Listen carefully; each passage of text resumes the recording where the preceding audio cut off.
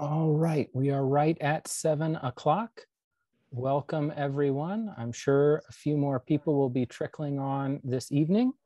Welcome to the third webinar of the Making Baptist History Public History Project. My name is Andrew Gardner. I am the project director of this initiative of the Baptist History and Heritage Society, and I'm joined this evening with Reverend Dr. John Finley, the executive director of the Baptist History and Heritage Society. And we are both absolutely delighted to be here tonight, virtually hosted by the historic First Baptist Church of Hampton, Virginia. As a native of the area code 757, I am particularly excited to be collaborating with First Baptist Church this evening. Tonight's webinar will center on the work of Dr. Nicole Myers Turner, Soul Liberty, the Evolution of Black Religious Politics in Post-Emancipation Virginia. Dr. Turner currently serves as Assistant Professor of Religion at Princeton University. Following a roughly 45-minute lecture from Dr. Turner, we will hear a short reflection and response from the Reverend Dr. Todd Davidson, who is no stranger to First Baptist folks, because he serves as senior pastor at First Baptist Church. Following Reverend Dr. Davidson's response, we will enter into a period of question and answer from participants, and then we will close out the evening at around 8:30 p.m. The Making Baptist History Public History Project is an initiative designed to help bring academic scholars into conversation with religious congregations to promote historical thinking. It is generously funded by the American Historical Association in collaboration with the National Endowment for the Humanities. And as a lifelong Baptist, I'm aware that where two or more Baptists are present, there are three or more opinions.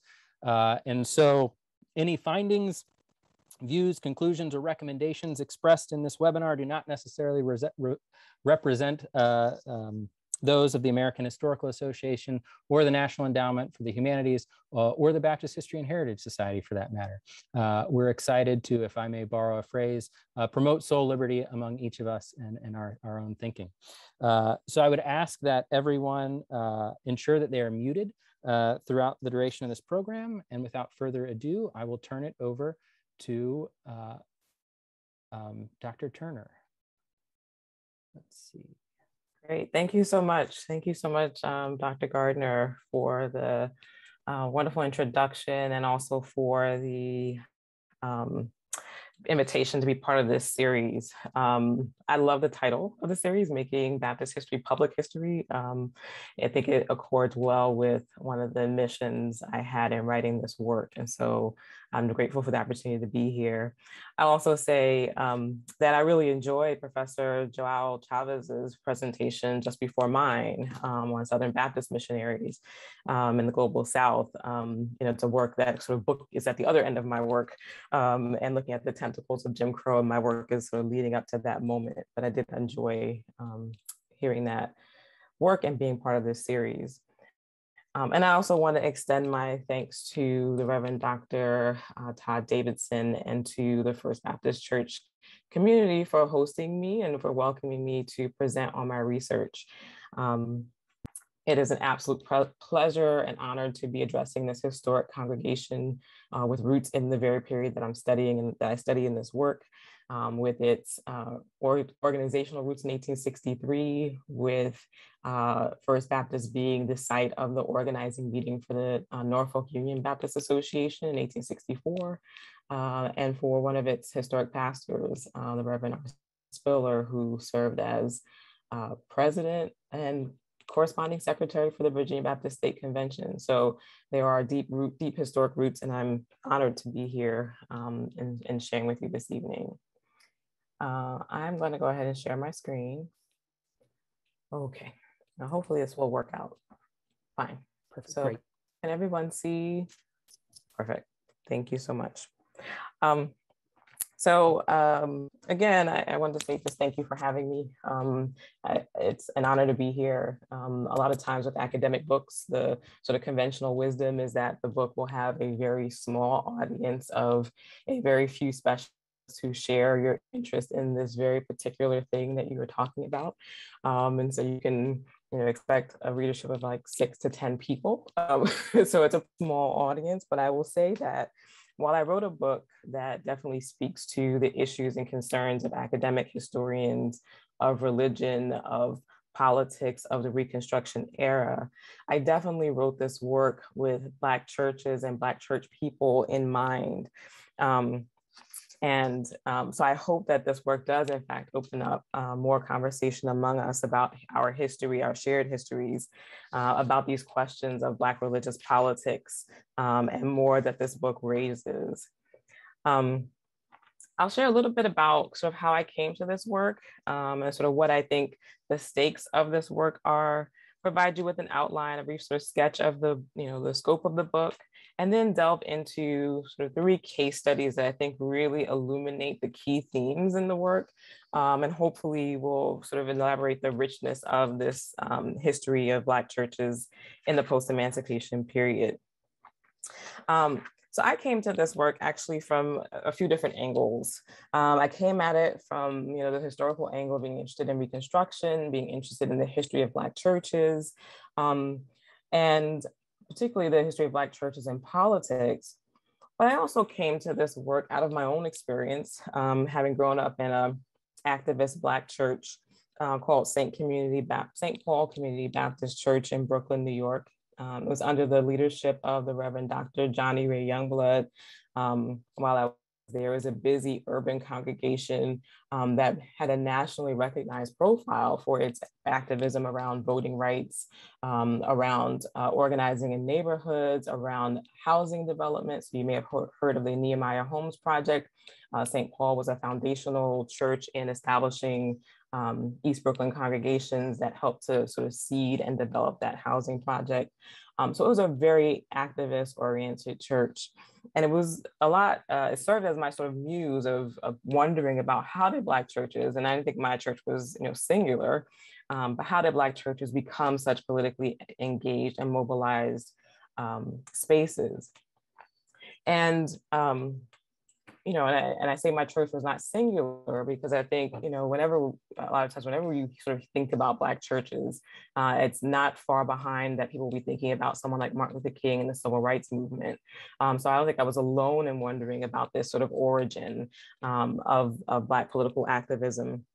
But instead, I wanted to really sort of tease out how did churches become these spaces.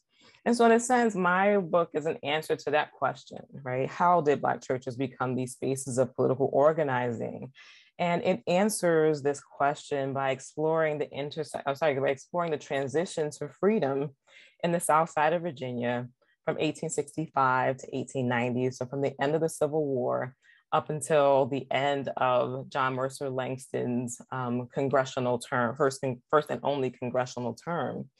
And the study basically explores sort of this moment from when independent Black churches and conventions were developed, when new educational institutions, including theological seminaries, were formed, and when this very sort of singular and influential political movement called the Readjuster movement emerged.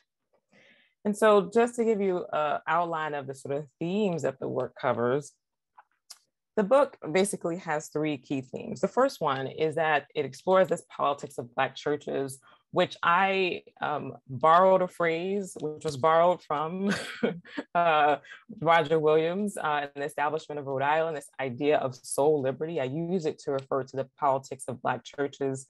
The Consolidated American Missionary Baptist Convention borrowed that phrase from Roger Williams in describing their work as the pursuit of religious freedom, equity, justice, and justice, equity, and religious freedom, and righteousness. And so the work really explores what does it mean for Black churches to be pursuing all of those aims in the various spaces that emerge after Reconstruction, whether it was in interfacing with the Freedmen's Bureau, establishing their own conventions, in theological seminaries, in parties, in political parties, and voting. The second theme of the book is about the development of Black men's and women's roles. And largely, I'm explore that topic by looking at church leadership and by sort of exploring and exploding the emphasis on sort of a pulpit-centered leadership, to also consider what did it mean to look at the development of men's and women's roles when you bring both the pulpit and the pews into view, right? So the relationship between leadership and laity. And so that's one of the second angle. And the third angle is about the development of Black community identity based on religious spatial ties. And this is really where looking at how in the space of the South Side of Virginia, Black churches were able to build networks that became the foundations for not just political organizing, but certainly that, but also for a sense of community development. And so here I call to mind the work of James Melvin Washington, a Black Baptist historian who described the Baptist church as being the church with the soul of a nation. And so my work helps to illuminate how do Black Baptist churches come to develop this quote unquote soul of a nation. And I argue that they do it on the basis of their very local ties that cross county boundaries that eventually form state conventions. And then allow for the formation of a communal identity. So those are the sort of three key themes: politics, gender, and space, that organize the book. And now I just want to give you a sort of chronological overview before I kind of get into those cases that I mentioned earlier. So the book, I like to think of it as being a sort of readable length. So over 5 chapters, the book illuminates how Black churches went from making an argument about their ability about Black people's ability to participate in politics to actually being these sites of political organizing. Today, it's pretty commonplace and common sense to think about, politicians coming to Black churches and whenever they're up for office, up for election, they will always make a stop at the Black churches in the community in order to mobilize voters. Well, my study actually starts earlier than that, starts earlier than when politicians actually recognize Black churches as these political spaces. So the first chapter, or the first 2 chapters, really cover the 1865 to 1866 period. So right after emancipation, the study starts off looking at Black churches and how they try to establish ownership over their property, something that they did not have during slavery, even though Black churches, and you all know this, Black churches and Black church people paid for the property of their churches, but they didn't own them because enslaved and even some free Black people couldn't own property outright. So it focuses on this process of making a new religious freedom by purchasing land, by securing rights to the property, by engaging with the federal government. And then also in the second chapter, looking at the ways that Black church conventions were formed and started to make these arguments about their political capacity. So where Black men could not vote and Black women could not vote, in the church conventions, they could. In the church conventions, they could hold elections. In the church conventions, they could have committees. And so the second chapter really outlines how these Black church people went from fighting for their land, fighting for the right to worship independently, to making the case in their organizational spaces for their larger political acumen. Chapters 3 and 4 focus in on these questions of gender and leadership. The third chapter focuses on one of the extended case studies that I'll talk about tonight around issues of unwed pregnancy and sort of and how that was handled in church communities. And then also looking at the ways that theological education became a site for the formation of a Black religious manhood, is what I argue. And that really covers a period from 1879 to about 1872. So it's like right when the readjuster movement, which is a biracial political coalition, is starting to emerge. So it's in the aftermath of the early Reconstruction sort of leadership by Republicans that breaks down. And then this biracial coalition of former Confederates, poor Black folks, and poor white folks merged together in order to gain control over the state legislature. And in the background of all that political transformation are these changes within congregations and theological education. And then the fifth chapter brings us to what I consider to be the arrival of the political Black church, the arrival of the church that becomes a site of political mobilization. And we can see that through the 1888 election of John Mercer Langston, which I'll talk a little bit about tonight as well. But that chapter really covers the sort of 1883 to 1888 period that marks the rise of the political Black church. So that just gives you an overview of kind of what's in the book. Now I'm going to pull out a couple of cases that I think illustrate these themes a little bit better. Okay. And so I'm considering these sort of key profiles in Black religious politics that illustrate the development of these themes. And the first one is this case of Fanny Myers and Montgomery Randolph. And it really explores the development of men's and women's roles in church leadership. And it takes place from about the 1866 to 1868 period and focuses in on, again, these cases of unwed pregnancy and what they mean for the development of these roles. Then the second case that I'll focus on is the one of George Freeman, the Reverend George Freeman Bragg Jr.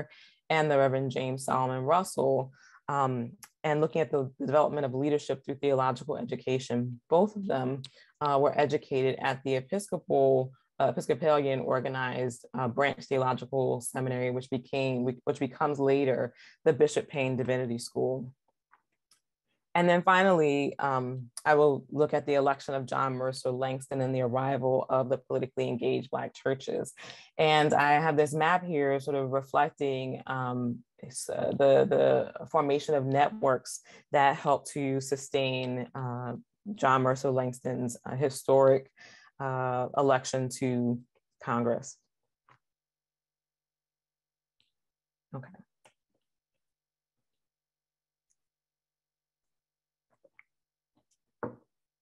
So to start with the case of Fanny and Montgomery.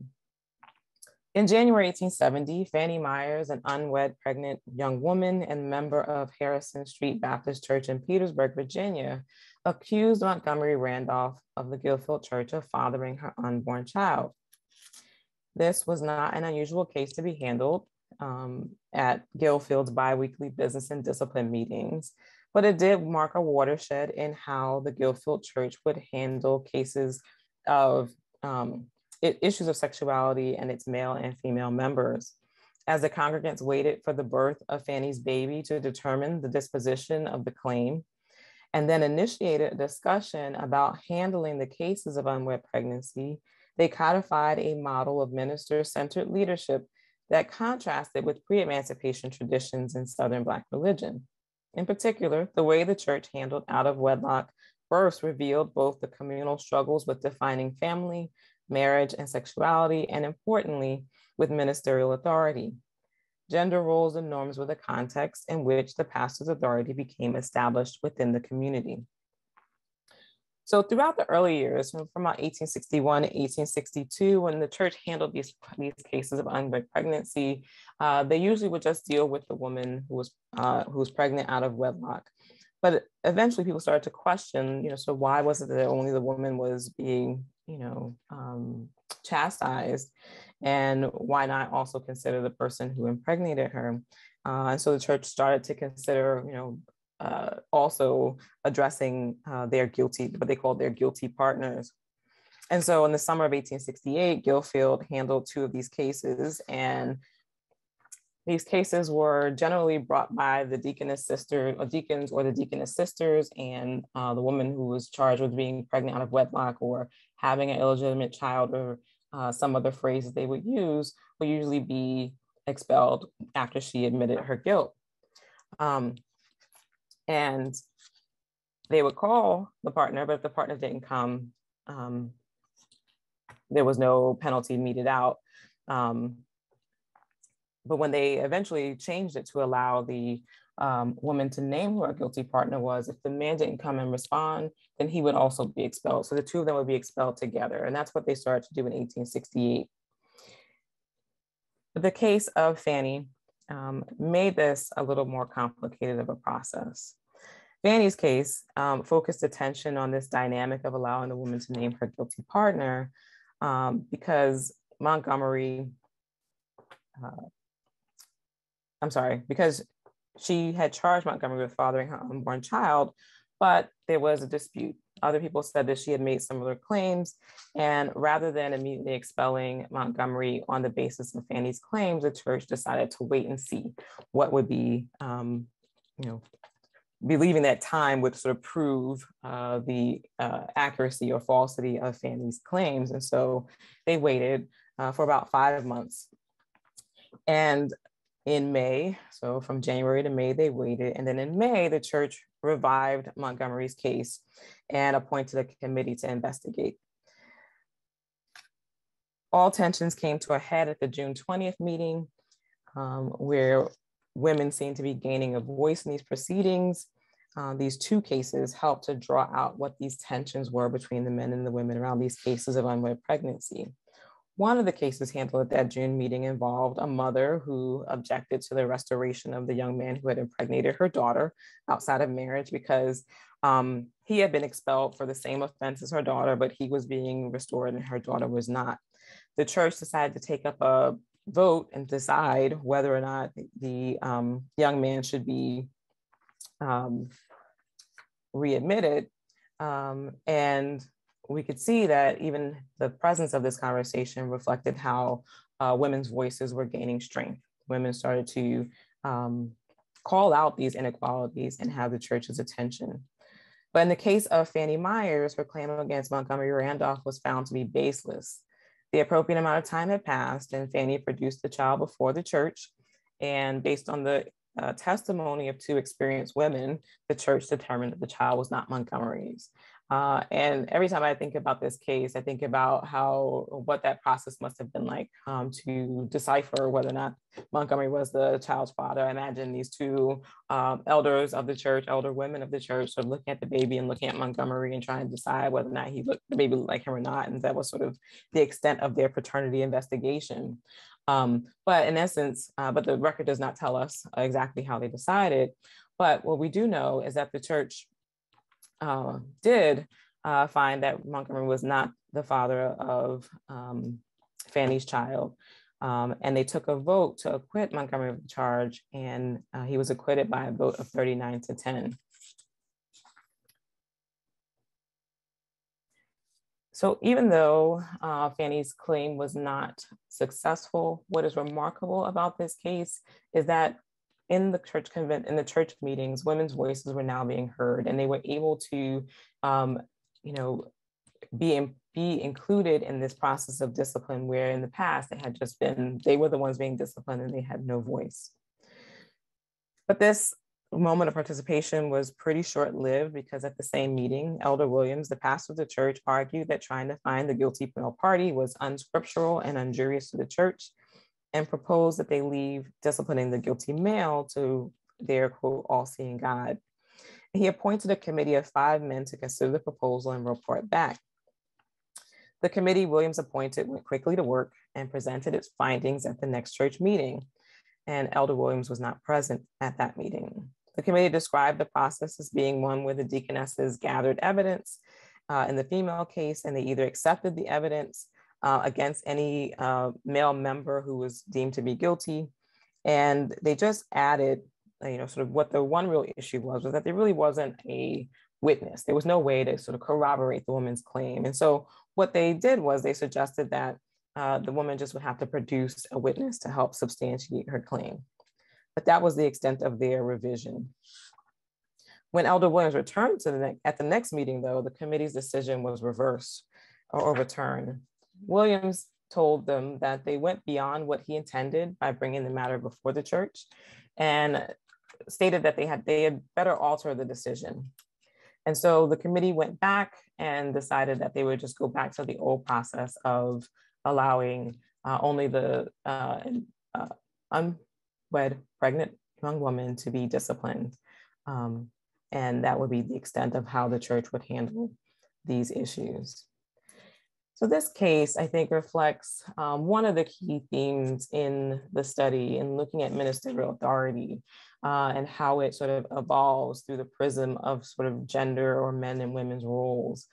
We can see how and how Reverend Williams was very adept at sort of organizing the church in establishing authority, establishing systems. So this is not the only instance in which we can see Reverend Williams operating. But in this particular instance, we can see that he establishes a set of guidelines, and even as the church, where the church is used to sort of make a lot more decisions on a sort of communal basis, now the authority sort of rested with this with the pastor. And this is a transformation that happens over the course of the 19th century, over the course of the later 19th century. So this is a very early instance, but it does reflect that one of the spaces where this authority is established is in these cases, discipline cases, in particular these cases of unwanted pregnancy. Again, there are other disputes that take place in the church, and we start to see the emergence of the pastoral authority in those spaces as well.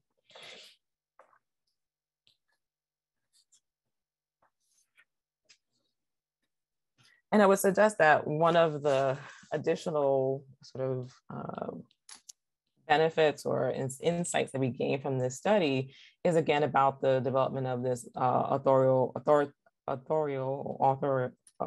leadership of pastors that historians have struggled to explain in other studies, usually attributing it to education or attributing it to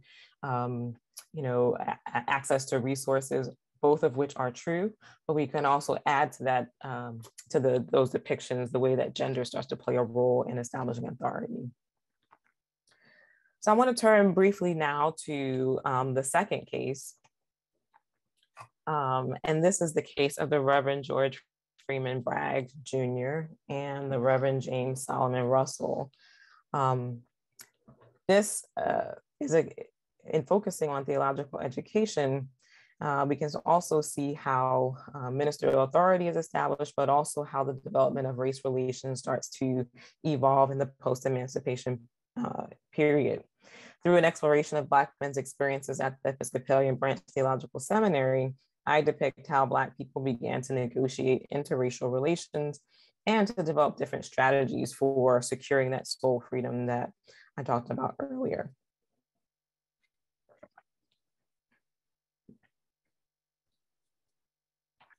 So I depict the development at the Branch Theological Seminary as an important hinge in the evolution of interracial politics of Black religious communities.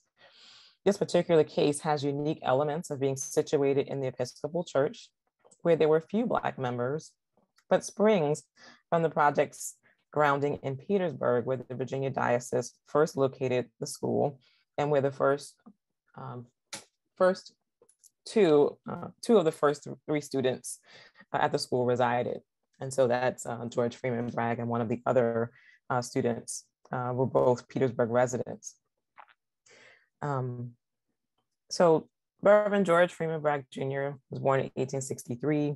At the age of 16, he went and enrolled at the very newly formed Branch Theological Seminary in Petersburg, Virginia.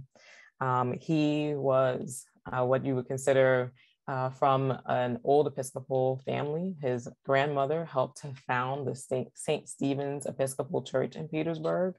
And it was essentially a family church that his grandmother helped to found. So his father's brothers, him and his siblings, they were all members of the St. Stephen's Episcopal Church. And St. Stephen's, immediately after emancipation, had its first pastor was a Black man named the Reverend Joseph S. Atwell. And so George Freeman Bragg not only attended a historic Black congregation that his grandmother helped to found, but he also came of age under the leadership of a Black minister who inspired him and encouraged him to go on to theological education. So when George Freeman Bragg Jr. showed up at the Branch Theological School in 1879, he was standing there with a lot of good backing of family and church leadership for him to be there. He enrolled at the same time that the Reverend James Solomon Russell enrolled at the Branch Theological School. James Solomon Russell was born in 1857. He was born enslaved. He was a initially a member of the Zion Union Apostolic Church, a denomination that formed in the South Side of Virginia and Northern North Carolina right after emancipation. And he found himself at the Branch Theological School as a result of that affiliation.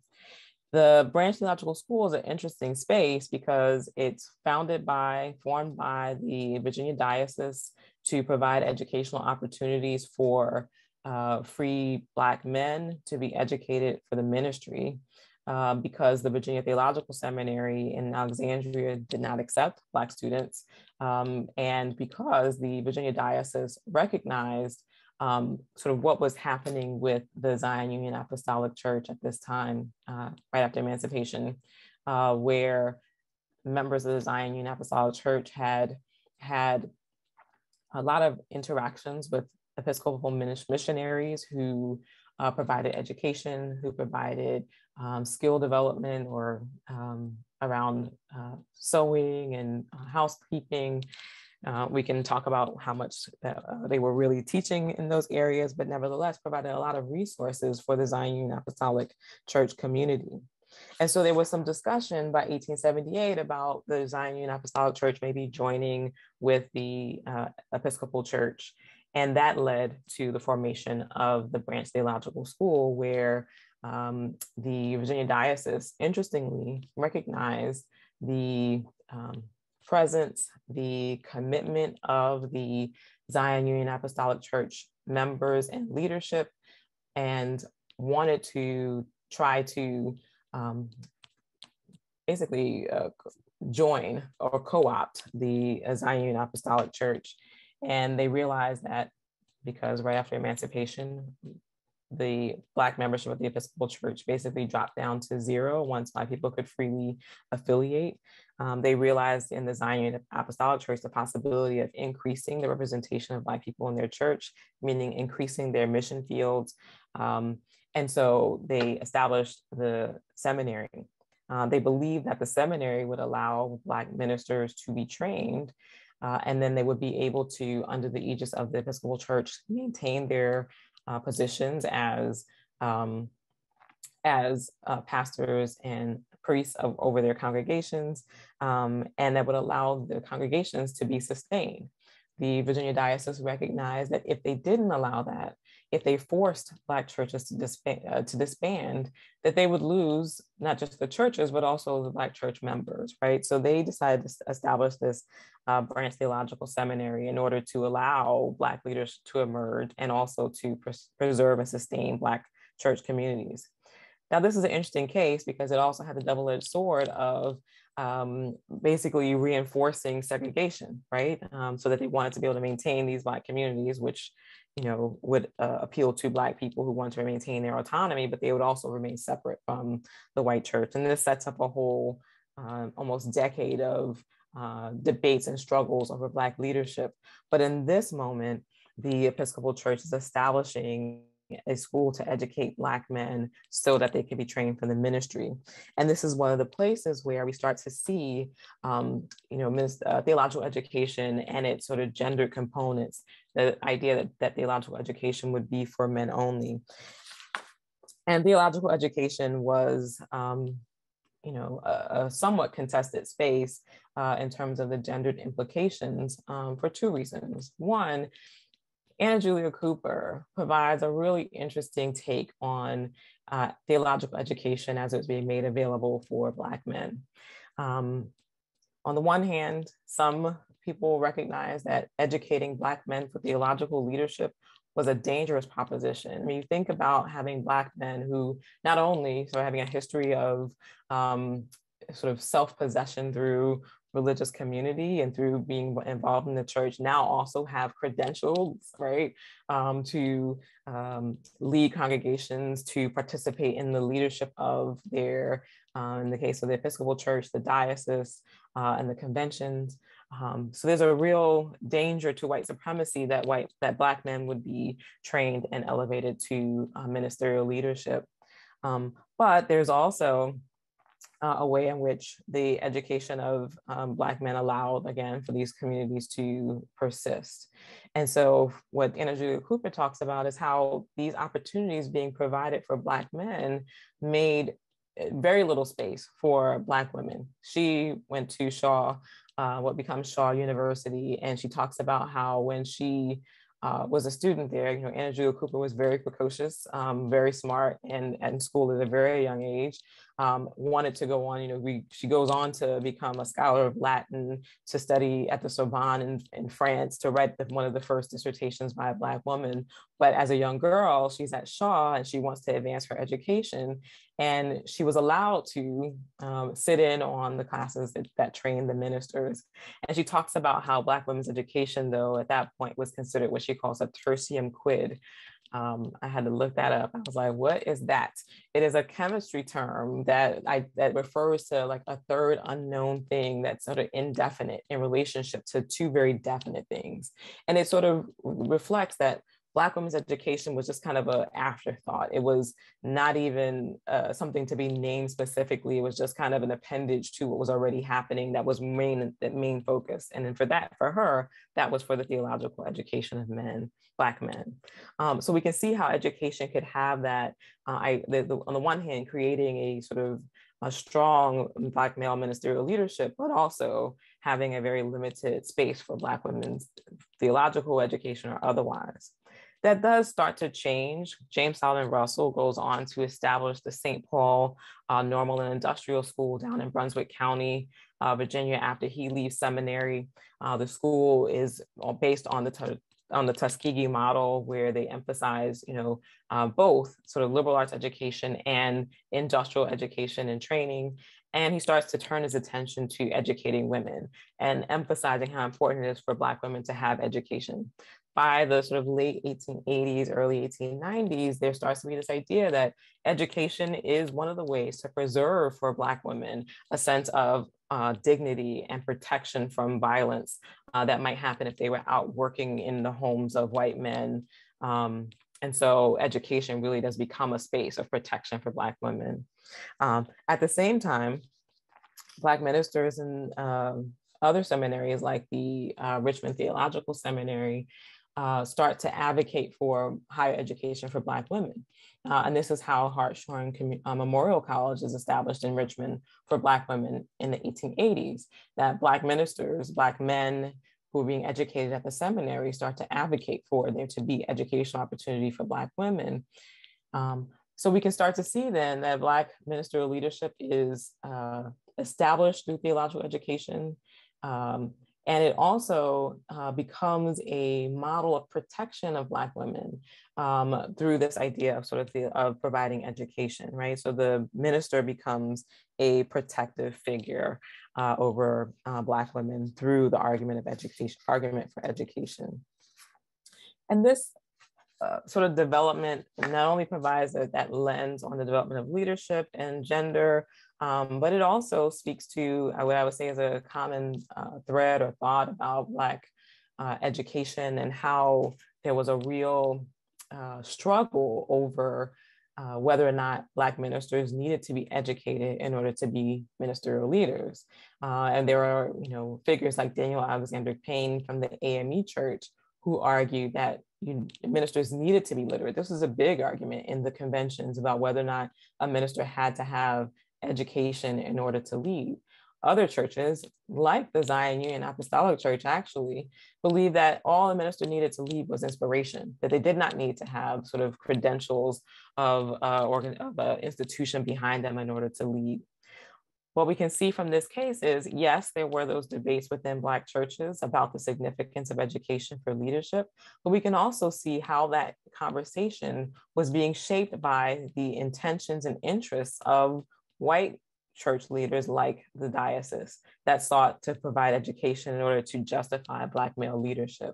So again, in this case, we get a really complex and nuanced picture of the development of Black ministerial leadership through the prism of how the Virginia diocese was thinking about providing opportunity, as well as what it was that Gerald Truman Bragg Jr. and James Solomon Russell sought to have for themselves and for their communities.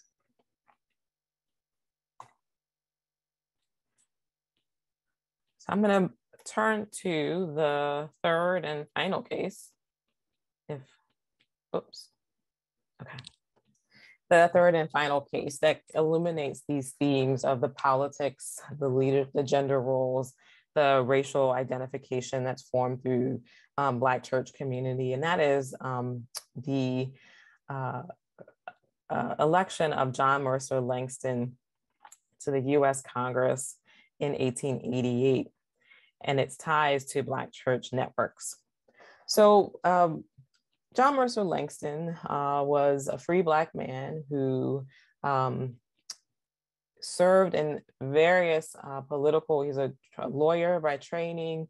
He served in various offices of the Department of State for the United States government. He served as a president at Howard University Law School for a time. He was president or temporary president at Virginia State University down in Petersburg for a while.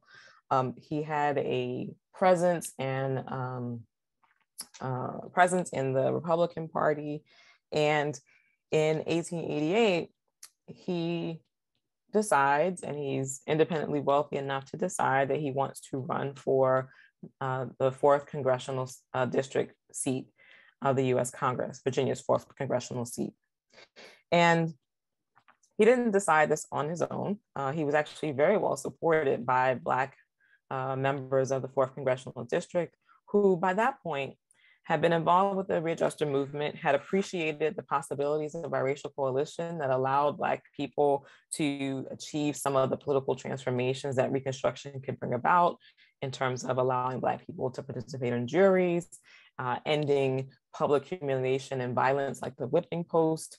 These are all the kinds of political transformations that the readjuster movement was able to bring about when they gained control of the Virginia State Legislature in 1881 and of the governorship.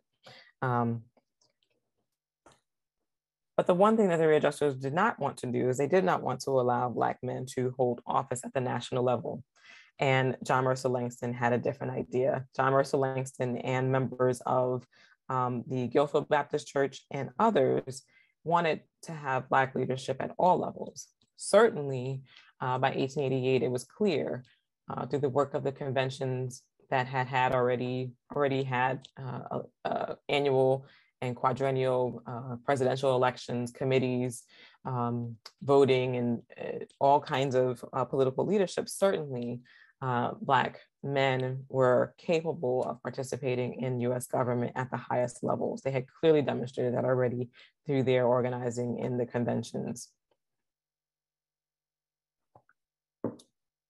So in 1888, John Mercer Langston, with the support of members of the 4th Congressional District, decided to run for the seat. And he ran a pretty successful campaign because he was able to pay for the space in which to speak. So he was able to rent out basically theaters in which to hold his election speeches. He had organized a political machine that entailed having poll watchers who would go to the polls and record the people who voted for him.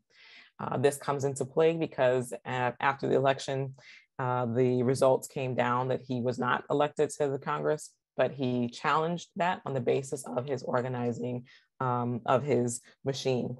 And so he had supporters like J.A.C. Stevens, who was a member of Guilford Church, who served as the poll watcher, wrote down the names of all the people who voted. And then when Langston brought his case to the Contested Elections Committee of Congress, was able to reproduce the people who voted for John Mercer Langston. And when he does that, he's basically capitalizing on a couple of elements of Black church organizing by this point. One is definitely on the development of these church networks. There's already a growing sense of Black church people kind of knowing who and whose they were, being developed or having been developed through the church conventions that had their annual meetings where they would reproduce the names of every church that was a member, the names of the pastors, their post office boxes, have lists of all the people who were members of that particular convention. So there was already this growing sense of who and who and where the members were. And then you start to see people making claims on the basis of knowing that their convention covers 3 and 4 counties. So there were people who in 1881, 82 were making claims on the readjuster movement leaders like William Mahone. They were making claims on them that they had, it wasn't just, the 3 people that he could see, but it was all the people behind them in their counties that were backing them in their choice of who should be given an appointment or who should be elected to office. So Langston's campaign is really building on that sense of knowing who and whose we are through this list making process.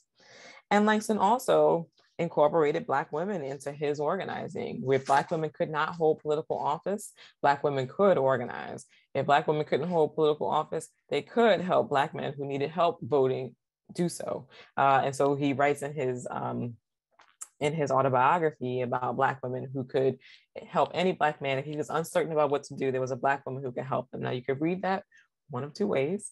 It's probably true in both. One is if he wasn't sure and he thought he might vote Republican, there was a Black woman that would correct him.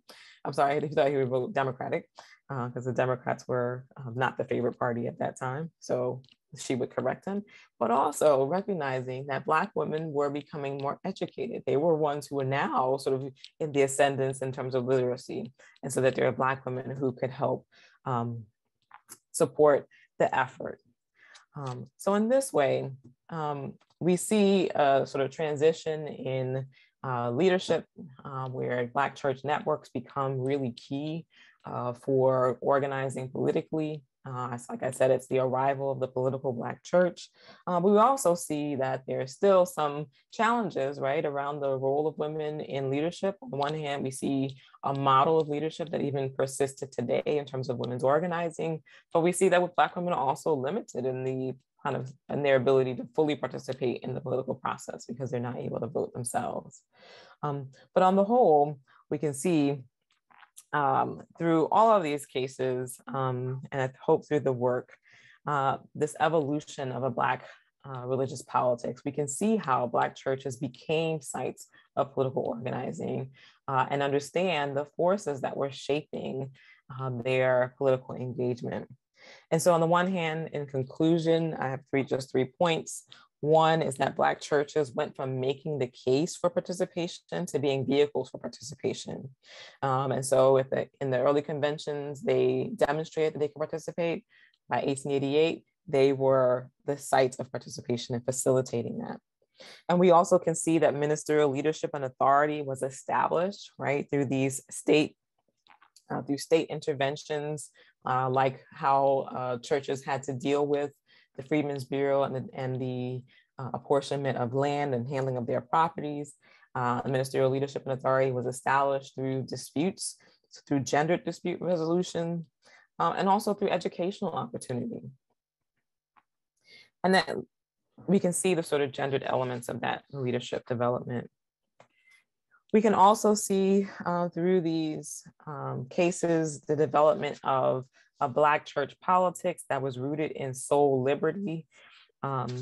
Soul liberty, this pursuit of religious freedom, equity, justice, through land and church and property ownership, through the desire to have control over the resources and facilities that they paid for, through their attempts to avoid, to flee from, to reject segregation, but also to pursue separation and dignity, through their commitment to a political process that engaged free voting, that engaged the ability of every citizen to participate in government at every level and leadership at every level.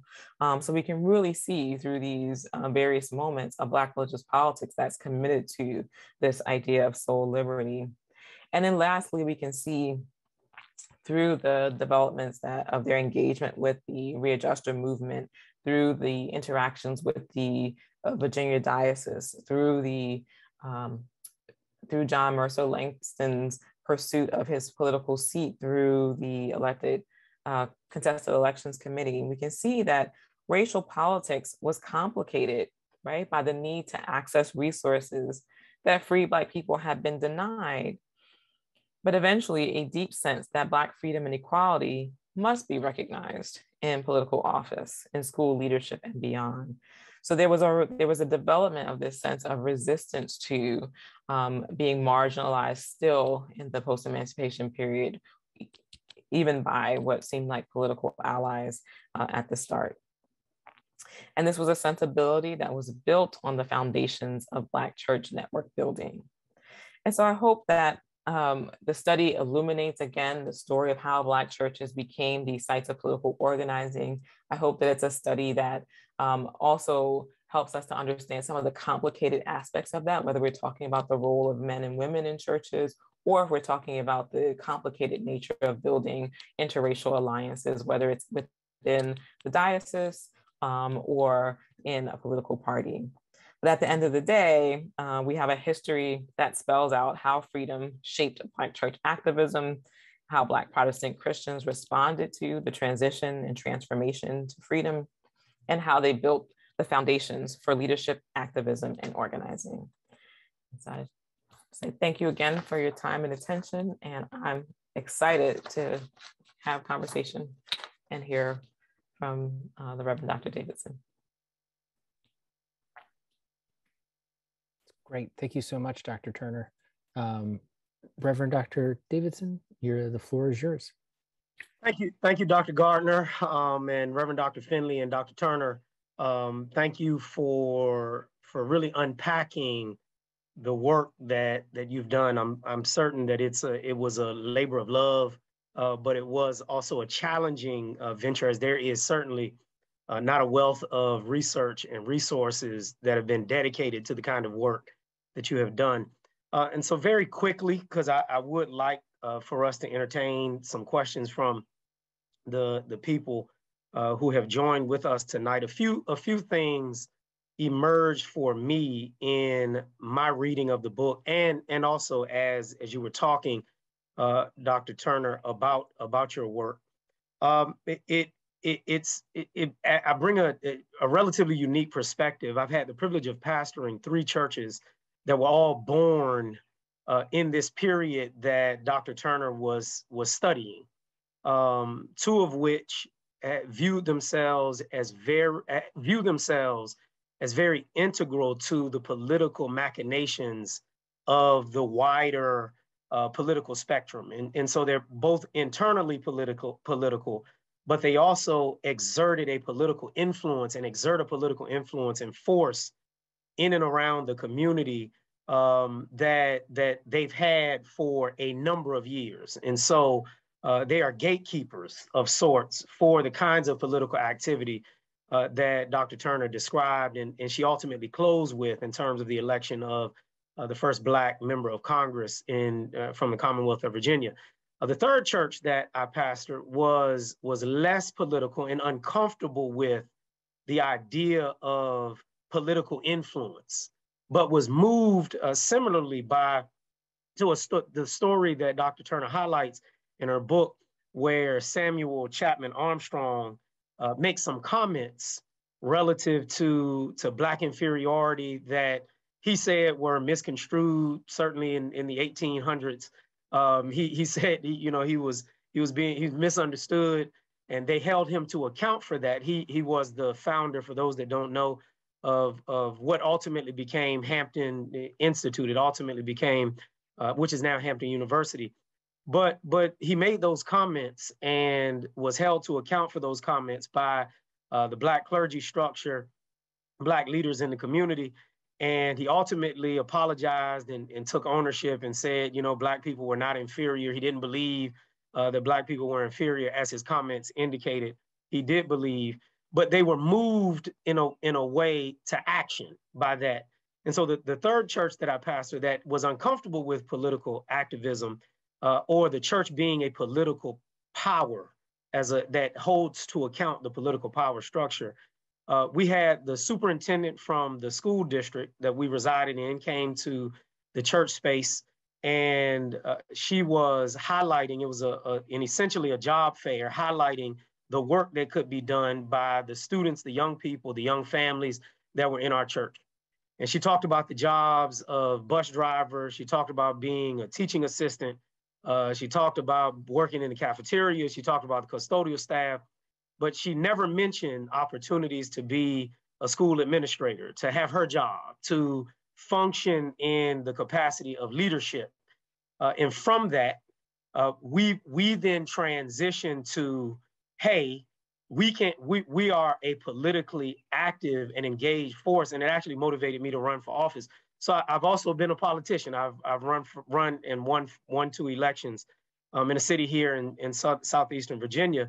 But it moved the church to say we have to be engaged in this kind of political work. That we're not only an internal political organism that has people who vote and determines the vision for the church and what ministries we're going to support, but that the wider community demands and needs us and needs our voice. And so I saw that thread, and being able to tie that thread to the historic nature of Dr. Turner's work and those underpinnings and all that took place during that time, and to see that thread continue for the last 150 years, essentially, that we've been doing that. Additionally, there's still clearly some tensions that Dr. Turner highlighted in her work from the 19th century. There's still some tensions in the church and within the church structure, tensions between refined versus inspired leadership that continues to this day. Do we need ministers who are educated, or do we need ministers who are inspired, or do we require both? Do we require an inspired education that can move people?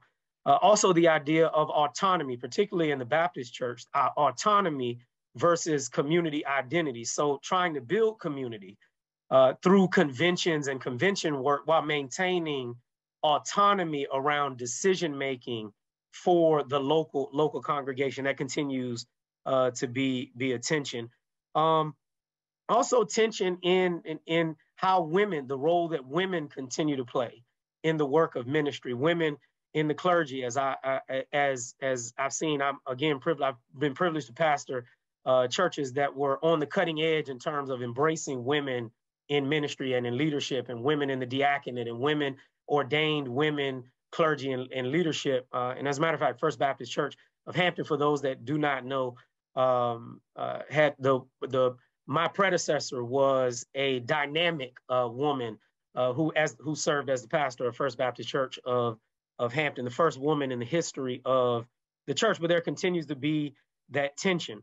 I noticed it throughout a thread throughout the book as well about transactional partnerships, particularly interracial partnerships that were essentially transactional, that those relationships were not necessarily foundational relationships that moved either party to change their perceptions of the other party, but they became transactional for the good of communities of faith, for the good of particular groups of people, and those transactional partnerships continue to this day. But at the core of this work, Dr. Turner, one of the things that I saw was that were 2 kind of closing things. One, churches need good historians, or to partner with local academic institutions to chronicle this kind of history in the local church. And that if we do not, all of this information that informs, because I'm a firm believer that history does some work in informing destiny. And so we look at history and we stand on that history to try to project in terms of where we're headed. And so in order to do that, I think churches need to spend some time, effort, and energy in having historians, or having local academicians who are historians, to really study this work and to provide that foundational work for churches to chronicle that history and the church's role that it played in the political development in that city, or in that state, or in the nation. And then finally, that understanding this history is really foundational to understanding the history of politics in the Commonwealth of Virginia, and in the nation post-emancipation. That isolated from this history without the context of the history that Dr. Turner lays out so eloquently and thoroughly, without the context of that history, these pieces are not woven together for us to see that there has been work that was foundational that got us to these moments that also can inform how it is that we proceed going forward in a climate of political demagoguery, and in our current climate. It helps to inform how it is that we can organize. And Reverend Dr. Otis Moss, who is a friend of mine and a mentor, he shared this, and I recognize now that it's born out of this work that was done in the 19th century, that in terms of political activism and strategy, what I saw as a common thread throughout your book, Dr. Turner, it becomes clear from Dr. Moss's words. He talked about the four key components when you want to become politically engaged. The first is education. The second is demonstration.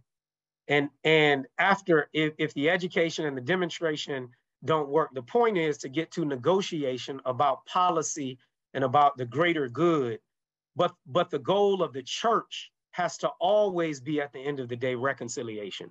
And so this work of reconciliation that's born out of this political activism. And so it really was a tremendous, I think, Dr. Turner, you've done a phenomenal job of capturing the essence of this history and chronicling this brief period of time in history that's often overlooked post-emancipation, during Reconstruction, and really slightly on the tail end of Reconstruction as things started to change and to transition. And so I was just grateful to have had the opportunity to review that work, and really looking forward to future researches that are birthed from this particular work. And so I want to thank you for the time, effort, and energy that went into this work.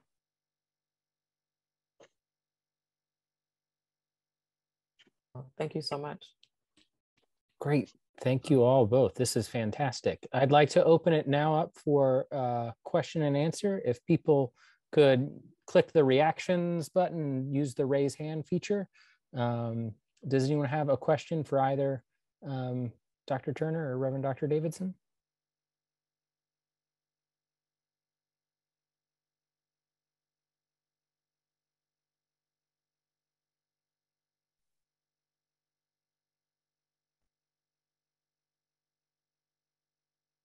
Don't be shy. Yes, Barbara.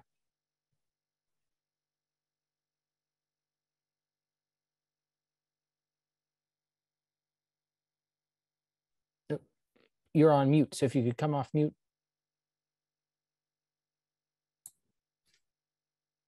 Can you hear me now? Yes. I thought I picked up a few things during the presentation, but I was wondering a bit more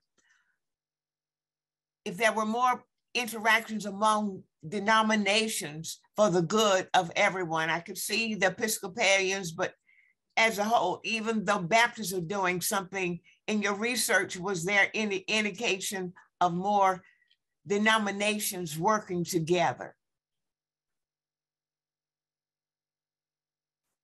Yeah, thank you so much for that question. It may be a feature of the research and the way I conducted it, where I was so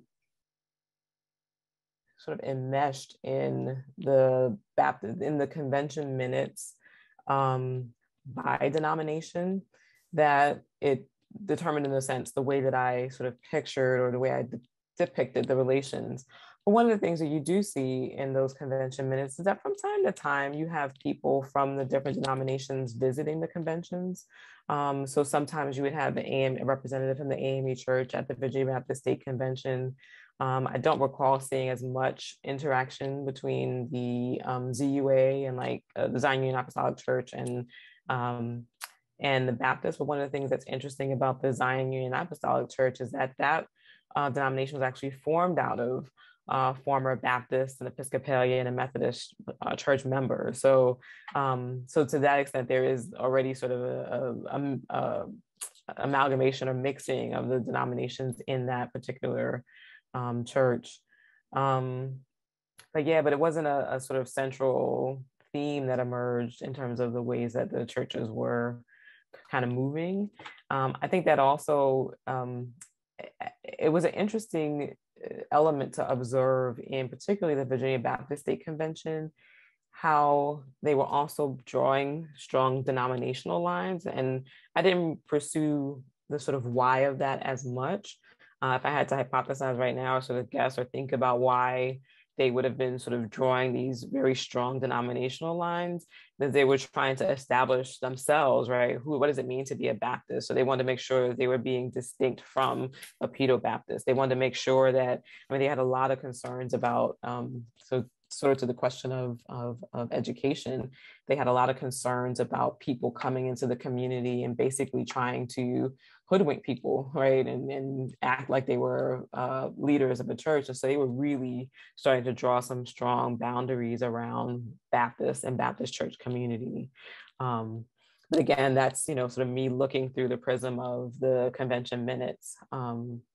I'm certain that in the political landscape, right, you have, for me in Petersburg, you have Episcopalians, you have Baptists who are really central, some Zion Apostolic Church members who are going to have a role in the political landscape. But I don't think it didn't rise to surface to me as sort of interdenominational work, if that makes sense. Mm-hmm. There are people from many denominations working in the same spaces, but not necessarily as an interdenominational project. Thank you. Sure. Thank you for the question. Other questions?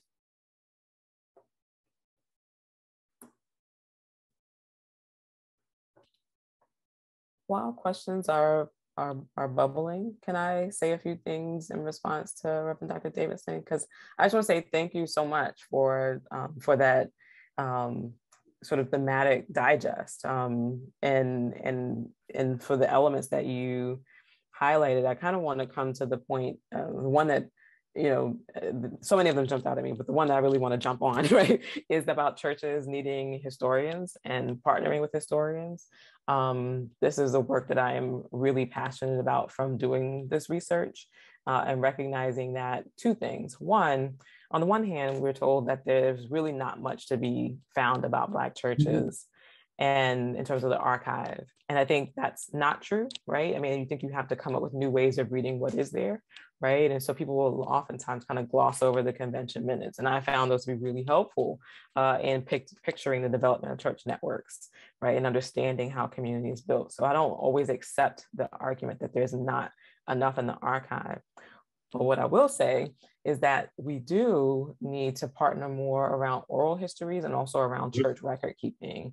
I know that the Baptist General Convention has done a lot of work, or they're starting work with churches to help preserve the archive of their records. But I just think there's so much history to be recorded through oral histories of church members, and also for churches to be preserving their documents, because, we can't keep telling the histories without them. And so I'm just really excited that, for you to point that out. So Dr. Turner, interestingly, but First Baptist Church has a very robust history and archives committee that oversees that work internally for us as a congregation, and has maintained, impeccable records and primary source documents. And Antioch, where I pastored in Cleveland, Ohio, we engaged with Cleveland State University to do the kind of oral history. We had, I think, 30 or 35 of our members who had been at the church for 60 years or more. They sat down with a historian from the university and chronicled that oral history. The records weren't as well preserved, but we did, because I am in addition to, I am an educator at heart, and so it is critically important to maintain and preserve that history. And at First Baptist, we have archives that are well over 100 years old, things that, First Communion trays and things like that, that tell a story just from their construction and composition. We refurbished our old sanctuary, the original sanctuary. We rebuilt that, ultimately to some of the specifications that it was in its original structure. It burned by fire, but in terms of reconstructing that, so I agree wholeheartedly that the preservation of history is critically important. And talking to, and we have a significant number of members at our church, and unfortunately, COVID, the 2.5 years of COVID has left us at some points disconnected, but we have a number of members who are over 100, who've been a part of the church for over 70 years and over 60. They've seen this long arc of history that you're talking about, that I think is critically important to maintain and preserve. Can I speak? Yes. I enjoyed your summary in your book. I haven't read it, but I want to buy it. But and I remember part of the history myself. I'm a local Virginian. My question now to our church: where do we go from here in our community, in respect to fostering some of the things that we need to do to make the community grow, socially, spiritually, and so forth? Where do we go? So it's a really, really strong question that I think has a nuanced answer, Dr. Spencer. It is, so when you think about Dr. Turner's work and the timing of that work, the church was central to the lives of the folks post-emancipation. It was the place to go for your social acclimation, for your educational support, for your family imagination, for your activity.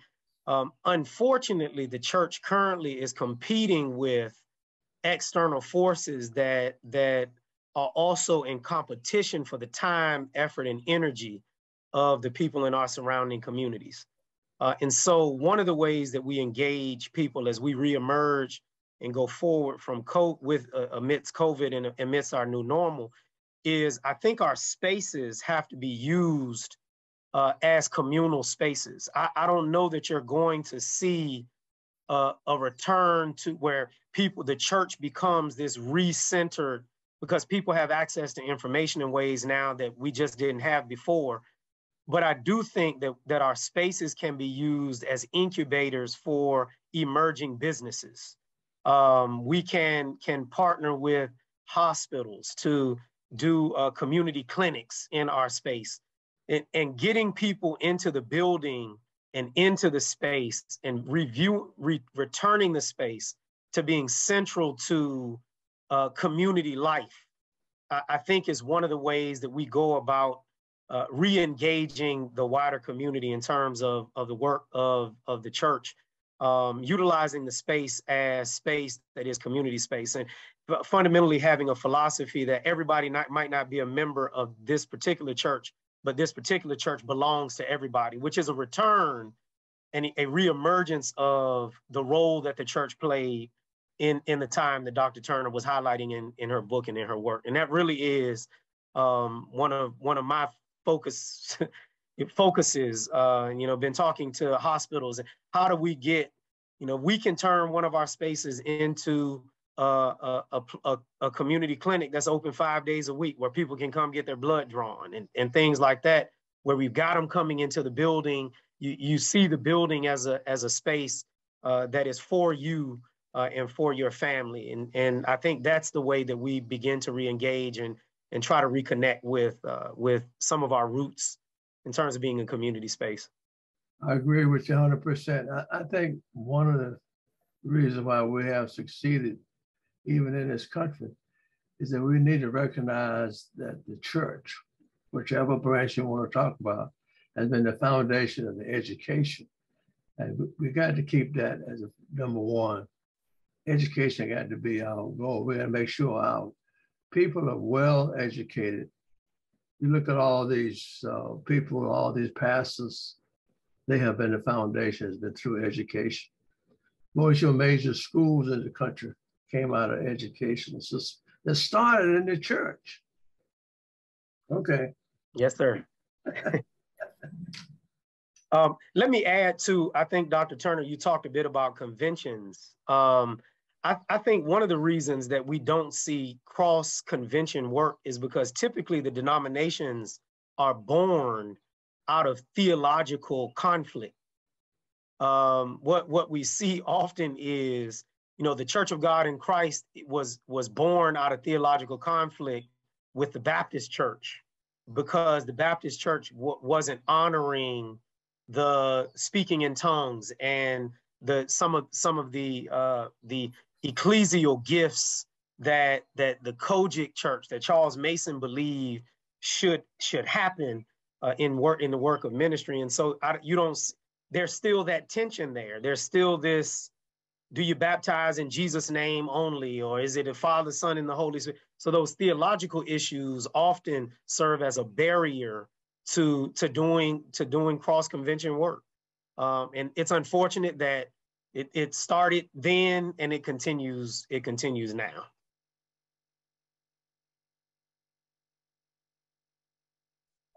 Great, thank you all. This conversation's great. Any other questions? Or Dr. Turner, do you have something to add? Yeah, I guess I would add to the vision of using church spaces more communally. Just add to that how, one of the things that historian Elsa Barkley Brown chronicles is how Black church spaces actually sort of closed down from being these kind of public sphere spaces by the end of the 19th century.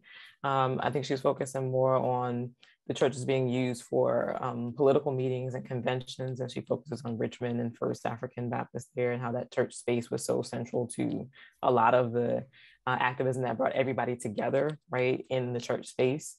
And then by the end of the 19th century, there becomes such an emphasis on the sort of best men ideology and sort of sort of Black elite leadership, that the church space becomes kind of closed to those types of everybody come kind of moments.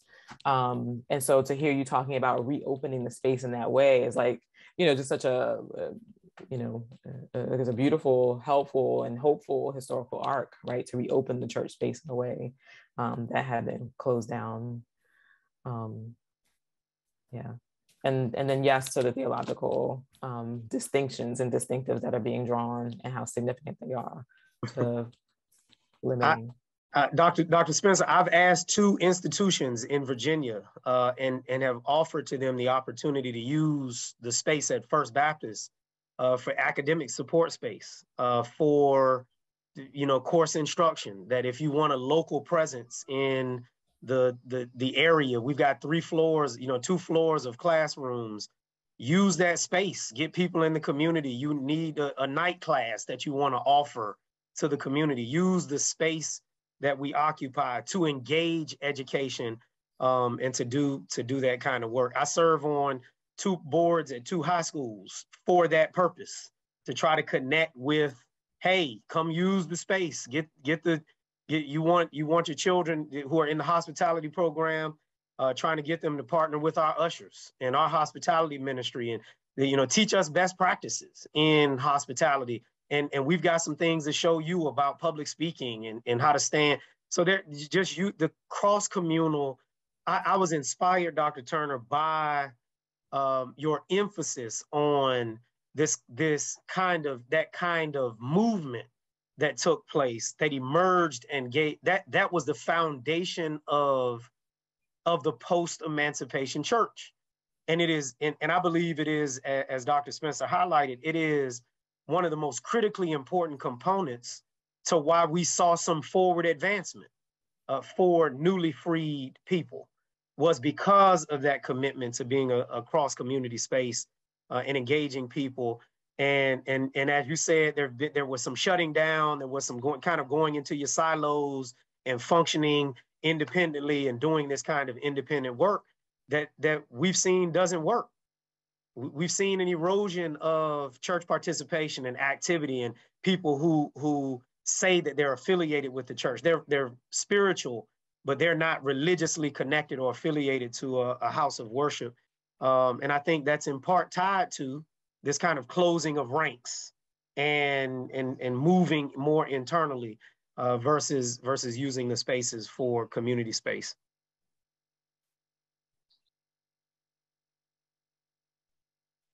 I think we've got time for maybe one more question if someone.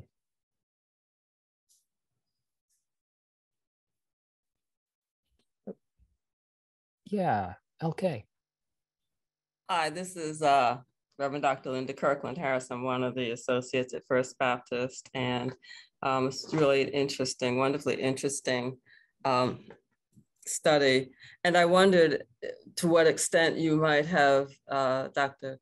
Turner, you might have been inspired to try to pull a massive a massive conference of the Church of Baptist churches in Virginia to engage you and the text specifically to understand the history, but specifically also to plan a mass movement, some real serious church-based grassroots movement that is political and soulful in this context that we're in these days. Well, thank you so much for that question, Dr. Kirkland Harris. So as I said at the outset, I think, my work has always been with Black churches and Black church people in mind. I am one. I want very much to have the conversations like this. And so I'm very much open to engaging many audiences about the work. And so, I'm happy to, talk about how that might happen. But absolutely, because, my book is such a drop in the bucket, right? I was like, I just, wanted to produce a work that could stimulate a conversation. And then, with archives like what your church has and Ebenezer, and there's so many historic congregations, but there are also a lot of the rural congregations. I mean, there is so much Black church history to be done that I definitely want to be part of the kindling of the fire that starts that work into a flourishing flame, right? Like in the best ways possible. So absolutely yes to that idea. Thank you.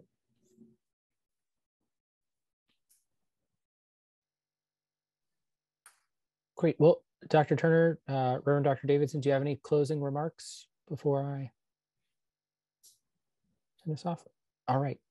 Well, thank you all so much. I think this has been a wonderful evening. I cannot think of two better speakers to have for this third webinar. I will remind you all to purchase a copy of the book. You can get it at UNC Press. You can use the code 01DAH40 and get 40% off. I think that's actually on the website right now. So yep, I see Reverend Dr. Davidson holding up his copy. So please go out and get a copy of the book to read more about it. And I think I can speak for John Finley, the executive director, that Baptist History and Heritage is really interested in congregational history and helping that flourish. So hopefully this our collaboration on this can continue in other ways too. So with that, thank you all. If you are interested, follow Baptist History and Heritage on Facebook. We'll have continuing to do this webinar series over the next 8 months with another webinar series on the Southern Baptist Carver School of Social Work, which will be in August.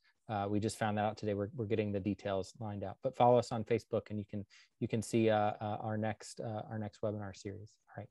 Thank you all. Have a good night. You too.